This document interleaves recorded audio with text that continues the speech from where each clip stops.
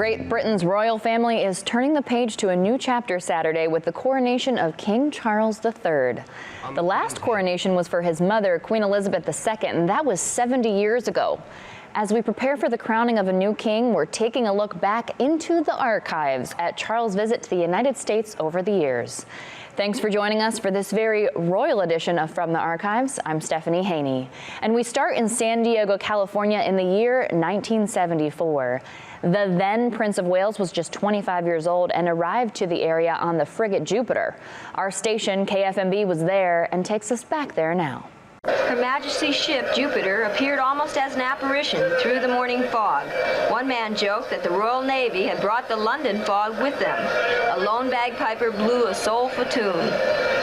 And there, on the bridge, stood the Prince, Charles of England, a young lieutenant with rosy cheeks. Naval service is a royal family tradition, his great-grandfather being nicknamed the Sailor King. After the brief appearance, the Prince of Wales ducked back inside, returning to duties as a communications officer. Harbor pilot Jim Morrow, who brought the ship in, says he chatted briefly with the Prince on the bridge. About the weather and the passage on the way in and the fog. Is he humorous or very serious? Seemed to me quite humorous. How do you think he fit in with the bridge crew? I think he fit very well. I didn't see anybody doing anything out of the ordinary just because he was standing up there. How did you feel? Same way, it didn't bother me. Morrow says, coming in, the royal ship passed an outgoing ship, the USS Gridley. The distance between the ships was only 50 feet, and the Prince joked that maybe they should have painted each other's sides. The British information officer says most of the day will be spent in port duties, and later in the day, maybe some of the men will be able to leave the ship, but whether the Prince will be among them is not known. And if they do know, they're not telling us. I'm Kathleen Parker for TV8 Action News at the Naval Station. For San Diego, this was one of two public appearances insofar as the Prince of Wales was concerned. And though the weather was not what San Diego normally expects, the spirits were high. Have you been able to maintain your tan pretty well? It depends on you. I can't see it. The Prince was one of three officers accompanying the Jupiter skipper. All were welcomed by Roar officials Keith Tantlinger and Jerry Feliciato. First stop on the tour was Roar's People Mover, an elevated monorail which the company calls Monocab. The demonstration included 2 shuttle rides for the VIP guests, accompanied by Roar officials. Despite the weather, nearby company employees were anxious to get a glimpse of royalty, even in misting rain. Then it was on to the company's Aerotrain project, with program manager Tom Tuttle extending an invitation to the Prince. This is Tom Tuttle.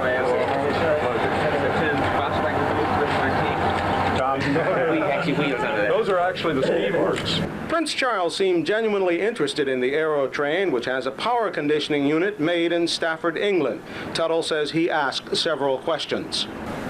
If you'd like to go inside the vehicle, we can take a look.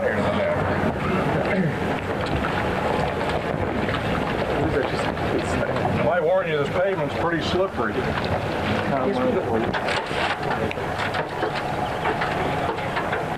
The Roar visit for the men of the Jupiter and, of course, the Prince of Wales stopped here at this tracked air cushion vehicle. And I'm told that this is the seat that the Prince checked out.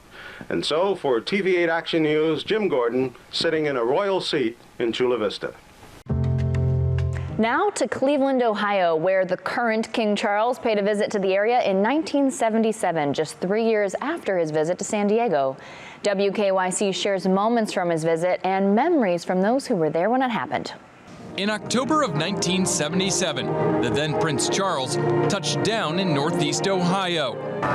When Charles arrived at Public Square, an enormous crowd was waiting.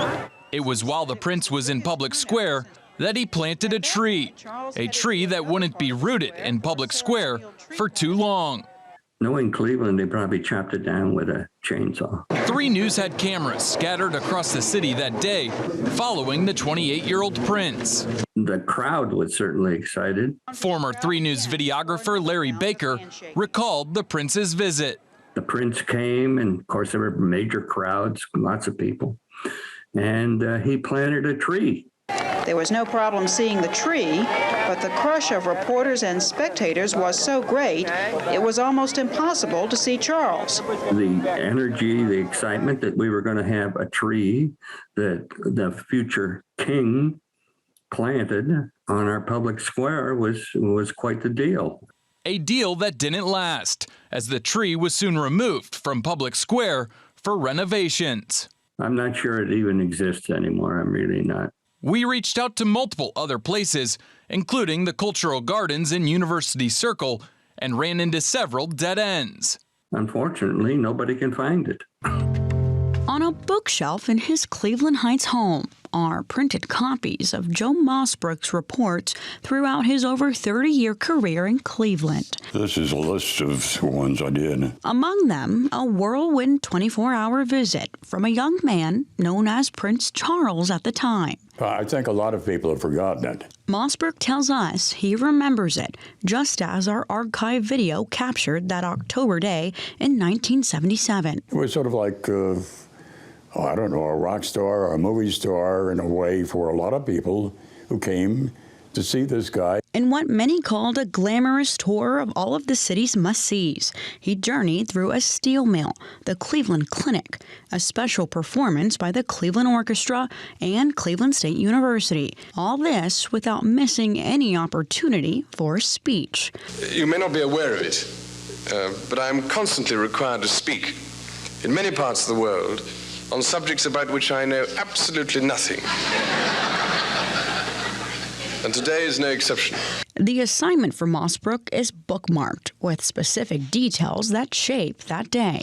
And here is royalty within touching distance, and it's sort of fascinating. He was a young prince, and I said, my memory was that he wasn't as tall as I thought he would be. For some reason, I thought he'd be taller. Though he never got to interview him, just a mere hello, it was enough to create a memory that's now history.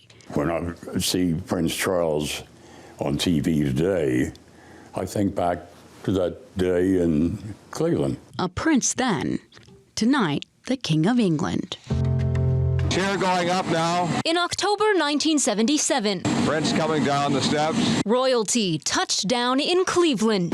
Then Prince Charles making a few stops, including at Cleveland State University, for the opening and dedication of their new law building. So we were all gathered back here, waiting with anticipation, and he came in what was our front door. David Forte was a new law professor at the time and recalls hundreds of students and staff gathering to see the prince. Well, Cleveland went agog over his arrival, and we were very excited here to have him here. And today is no exception. Forte even remembers one of his students wearing gloves, dressed to the nines, hoping to make an impression. People were very impressed with the prince. He was a very impressive person. He was very polite. While lunch and greetings were underway, outside, protesters gathered, concerned about conflict in Northern Ireland. Inside, Emeritus Associate Professor of Law Stephen Lazarus remembers the prince was about to make a speech. So the prince was introduced. Everybody stood up and applauded. And then all of a sudden, there was a ruckus. A student stood up. And he said, "When are you going to stop torturing political prisoners in Northern Ireland?" And they just lifted him up by his elbows out of his seat here and took him out. His name is Jack Kilroy. Then a third-year law student, Kilroy was upset by the treatment of political prisoners in Ireland. He went on to become an attorney and battled throat cancer twice, but he's still speaking out. No, the only thing the evil needs to continue is for good people to remain silent. Kilroy stayed anything but silent. After he was hauled out, he filed lawsuits, even against the prince. Remind the younger self that nobody remembers things they don't do. And if you have a chance to make an impact in a positive way, even if there's a personal cost, go for it. 45 years later, Kilroy still believes in standing up and speaking out, values that live on. What he was doing was standing up for what he believed, which is one of the things that we admire about our profession and hope that our students will do. Charles's visit to Cleveland was part of a 13-day tour of the U.S., where he also stopped in St. Louis, Missouri. While he was there, King Charles took a tour of the Gateway Arch and went to the old courthouse. KSDK has a look back. Before marrying Diana and having 2 sons, Prince Charles was one of the most eligible bachelors in the world. As you can imagine, the young prince created a lot of excitement during a 6-hour visit to St. Louis. He got quite the welcome at Lambert Airport. St. Louis Mayor James Conway and County Supervisor Gene McNary were among those there to greet him. Students from Kratz Elementary welcomed the prince with a giant banner. He stopped for a few minutes to chat with the children. Then it was off to the Gateway Arch, where he shook hands and spoke to well-wishers. Those conversations were difficult to hear because the prince asked security to keep all microphones at least 10 feet away. A small group of demonstrators protesting the British presence in Northern Ireland also caught the prince's eye. Do you think he read your sign, though? Oh, he definitely read the sign. I saw him. He read it, and he looked at my face, and he smiled. Once inside the arch, he rode to the top, where his tour guides encouraged him to lean in and look out the window. Lay up. Just lay up. Oh, I didn't take it. It's kind of shocking.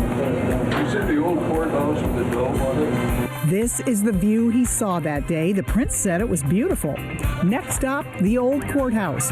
The prince walked there from the arch grounds. He stopped along the way to watch a dance performance by the Black American Folklore Society.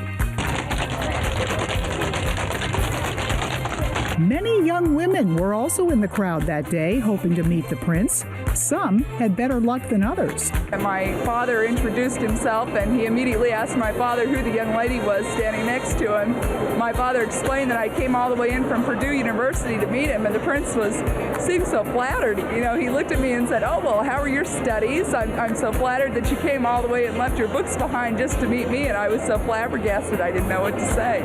About 200 people greeted the prince when he entered the old courthouse, where he was showered with gifts, including a replica of the arch. Following a private reception, the prince stepped in front of the microphone.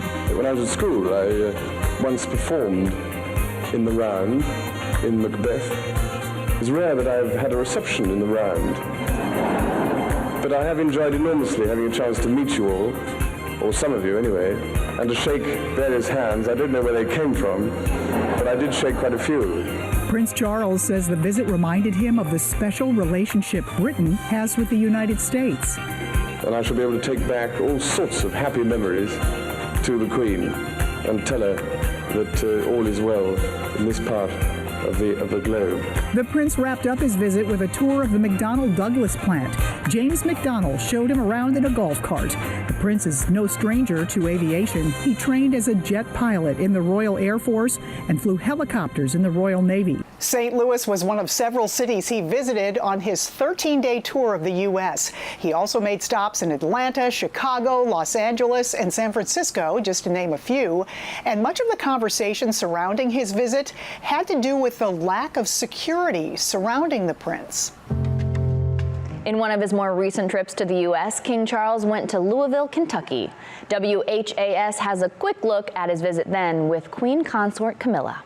As for the most recent sighting of any royals in Kentucky, that would have to be 2015. Congratulations, not only for what you have already achieved, but also what you are striving for in the future. Prince Charles and Camilla toured the city, visiting the Kentucky Center for African American Heritage, among other sites, ending the day in our history of royal visits at the Cathedral of Assumption. Ladies and gentlemen, it has been an immense pleasure to spend our last day in the United States here in Louisville. We'll have to wait and see when King Charles makes his next royal visit to the U.S., but for now, we can count on seeing his televised coronation. Thanks for watching this royal edition of From the Archives. I'm Stephanie Haney.